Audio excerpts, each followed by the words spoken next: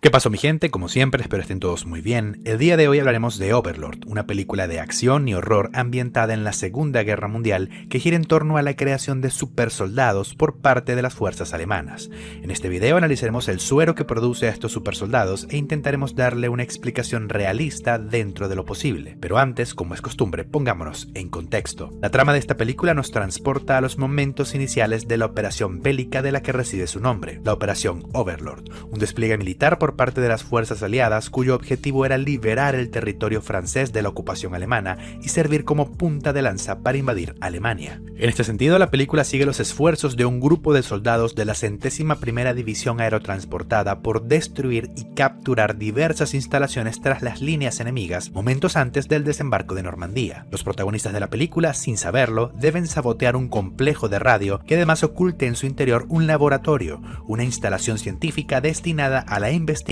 y refinamiento de una forma de petróleo o alquitrán con propiedades bastante particulares. Esta sustancia aparentemente única y exclusiva de la aldea francesa ocupada en la que transcurre la película tiene capacidades mutagénicas importantes. En víctimas directas produce tumores y malformaciones, aunque con el procesamiento adecuado puede utilizarse para fabricar un suero capaz de resucitar a los muertos y de otorgarles no solo una fuerza muy por encima de lo normal, sino también increíbles capacidades regenerativas, velocidad y una gran resistencia a los traumatismos. Este suero, de ser exitoso, representaría una esperanza para las fuerzas armadas alemanas que para este punto de la guerra estaban perdiendo terreno cada vez más rápido ante la Unión Soviética en el frente oriental y ante el resto de los aliados en el frente occidental. El proceso para fabricar el suero no queda muy claro, pero por lo que se nos muestra en la película, este consiste de marinar a un sujeto de pruebas por una cantidad desconocida de tiempo en el alquitrán, con el fin de que su organismo lo refine o transforme en un líquido que es separado y purificado para crear el suero, por lo que el alquitrán directamente no es capaz de crear supersoldados, sino que debe ser procesado primero por un organismo humano. Con esto en cuenta, para explicar cómo podría funcionar este proceso, hay que aclarar primero que nada si es posible que el petróleo o una forma de alquitrán altere el funcionamiento del cuerpo humano, y la respuesta es un rotundo sí. El petróleo y otros compuestos afines están formados por diversos hidrocarburos, moléculas en base a carbono e hidrógeno, cada una con estructuras y características particulares. Algunos de estos hidrocarburos son biológicamente activos, es decir, que tienen la capacidad de interactuar con un sistema biológico produciendo determinados efectos. Por ejemplo, es bien conocido que ciertos hidrocarburos tienen un potencial narcótico y adictivo, por lo que pueden ser usados como drogas de abuso baratas, accesibles y difíciles de controlar. Quizás no sea algo tan conocido o mediático como el uso de otros estupefacientes, pero probablemente es algo que más de uno haya escuchado nombrar en una canción. Sin embargo, para lo que nos ocupa en este video, el efecto biológico más relevante de los hidrocarburos es su capacidad para inducir diversas clases de cáncer. Y es que las capacidades de regeneración que exhiben los supersoldados creados por el alquitrán solo se pueden explicar a través de células con una alta capacidad de división y que al mismo tiempo se encuentren muy indiferenciadas. La diferenciación celular es un concepto del que hemos hablado anteriormente y podríamos considerarlo como la medida en la que una célula se especializa en hacer una cosa en particular. Células como las neuronas se encuentran muy diferenciadas, están especializadas en llevar a cabo un conjunto de tareas que demandan una estructura muy específica. Por este motivo es más complicado que una neurona se divida o se reproduzca. La reproducción celular requiere de cambios estructurales importantes y de la división del citoplasma, procesos que requieren, entre otras cosas, del uso intensivo del citoesqueleto. El citoesqueleto es un sistema complejo de proteínas que le dan su estructura y movimiento a una célula. Una neurona puede usar su citoesqueleto para formar el axón y las dendritas, las terminaciones nerviosas que le dan esa forma característica y que le permiten funcionar adecuadamente, o por otra parte lo puede usar para reproducirse, no puede hacer las dos cosas al mismo tiempo. Y en vista de que para el organismo como un todo el funcionamiento neuronal es más importante que la reproducción neuronal, estas células en condiciones normales tienen una muy baja capacidad capacidad para reproducirse. Este mismo principio es cierto también para otros tejidos. El músculo puede usar su citoesqueleto para llevar a cabo la contracción muscular o para reproducirse. No puede hacer dos cosas al mismo tiempo, o funciona o se reproduce. Y por esta limitación es que el cuerpo humano cuenta con un conjunto de células a las que popularmente llamamos células madre. Estas son células que no se han diferenciado completamente, no se han especializado en hacer una tarea y que por tanto no se encuentran tan limitadas a la hora de reproducirse.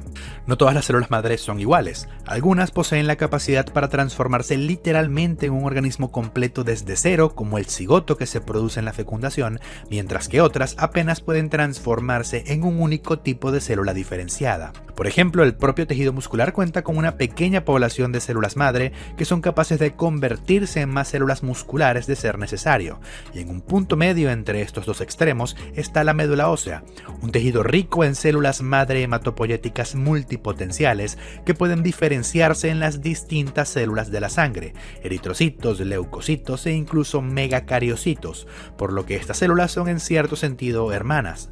Sin embargo, en ciertas ocasiones, a veces por daños continuados, estrés físico o metabólico o incluso por la exposición a ciertos químicos, incluidos determinados hidrocarburos, un tejido diferenciado puede comenzar a ser reemplazado por células no diferenciadas, y en este caso no hablo de células madre, sino de cáncer. La división celular es como un arma de doble filo. El cuerpo puede usarla para sobreponerse a daños y heridas, pero al mismo tiempo puede salirse de control y provocar enfermedades extremadamente peligrosas. Un buen ejemplo de esto son las úlceras de Marjolin, un tipo de cáncer de la piel provocado por lesiones crónicas y continuadas en la piel o incluso por cicatrices, especialmente de quemaduras.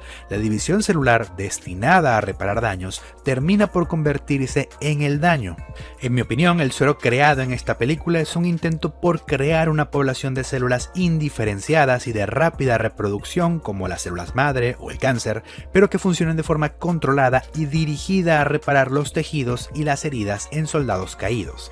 Esto a través de la exposición de tejidos humanos sanos a algún hidrocarburo único exclusivo de este alquitrán, capaz de provocar las mutaciones necesarias para conseguir este tipo de células. Por lo que el proceso de creación del suero que vemos en esta película consiste en exponer a los tejidos de un ser humano normal al alquitrán, provocándole tumores y neoplasias en la mayor parte del cuerpo, pero con algo de suerte también una pequeña población de estas supercélulas, algunas de las cuales se separarían de los tejidos como cuando un cáncer hace metástasis y quedarían suspendidas en el lixiviado para después ser aisladas, refinadas e incluso modificadas para crear el suero que vemos en la película. Estas células tendrían facultades reproductivas y de diferenciación muy poderosas que podrían administrarse a una persona malherida o incluso fallecida para restituir sus tejidos y capacidades. En el mundo real esto ciertamente aún está fuera de nuestro alcance, sin embargo sí que podríamos decir que tenemos un precedente, las células HeLa, un acrónimo para Henrietta Lack, una paciente de cáncer de cuello uterino a partir del cual se creó un linaje de células humanas que pueden reproducirse de forma indefinida,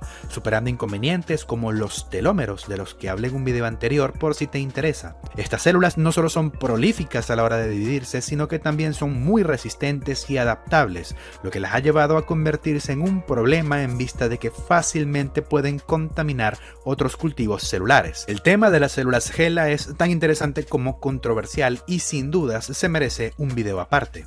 Dicho esto, el suero que vemos en Overlord también tiene ciertos límites e inconvenientes, y es que un grupo de células indiferenciadas y capaces de convertirse en prácticamente cualquier tejido normalmente solo sabrían a dónde dirigirse y en qué tejido diferenciarse durante el periodo embrionario. Las células del embrión se organizan gracias a la liberación de un conjunto de sustancias que indican, por ejemplo, dónde va la cabeza, dónde van las piernas, los brazos y el sistema nervioso, entre otras cosas. Estas sustancias en su conjunto reciben el nombre de morfógenos, entre los cuales quizás el más famoso sea Sonic el erizo, y no es joda, la proteína SHH o Sonic el erizo por sus siglas en inglés es un morfógeno nombrado en honor al famoso personaje de videojuegos, no sin algo de polémica de por medio, la verdad sea dicha, pero volviendo al tema, como un ser humano adulto no posee morfógenos en cantidades relevantes, las supercélulas del suero también tendrían que producir los suyos propios o inducir a que las propias células del organismo los vuelvan a producir, lo que permitiría explicar cómo el suero le permite al usuario reconstituir las distintas distintas partes de su cuerpo con inconvenientes, digamos, menores. Sin alguna clase de morfógeno de por medio, el suero sería más bien una inyección de cáncer instantáneo. En la práctica, el resultado es una capacidad de regeneración impresionante que permite el cierre rápido de heridas que pondrían en riesgo la vida por la pérdida de sangre, seguido del reemplazo de las células sanguíneas perdidas para evitar el shock. Esto, acompañado de una fuerza muscular incrementada, diría que gracias a la hiperplasia de este tejido, aunque honestamente no se ve un aumento de volumen muscular, que sería lo lógico, así que quizás haya cambios en la microarquitectura para explicar esto. Entre los efectos secundarios tenemos una pronunciada tendencia a la violencia. Mi teoría es que se debe a que la invasión del sistema nervioso central por parte de las células contenidas en el suero podría provocar alteraciones estructurales en el tejido nervioso, casi como un cáncer cerebral, lo que también lleva a un aumento en la presión intracraneal. También tenemos la aparición de trombosis en las venas superficiales, que probablemente se deba a un intento de reacción inmunitaria ante esta nueva población de células extrañas. En cuanto a la resurrección de los muertos, este es un tema más complicado. Por una parte, no todas las células de nuestro cuerpo mueren al mismo tiempo cuando consideramos que una persona ha fallecido. Los tejidos tienen distintos niveles de tolerancia a la isquemia, que es una palabra bonita para referirnos a la falta de flujo sanguíneo. Por otra parte, también hay que tener en cuenta factores externos. Los órganos de una persona que ha fallecido, digamos por un traumatismo a la cabeza, probablemente se mantengan viables más tiempo que una persona que ha muerto ahogada. En este último caso, la falta de oxígeno en los tejidos será peor. Al mismo tiempo, la temperatura es un factor súper importante para mantener la viabilidad de los órganos después de la muerte.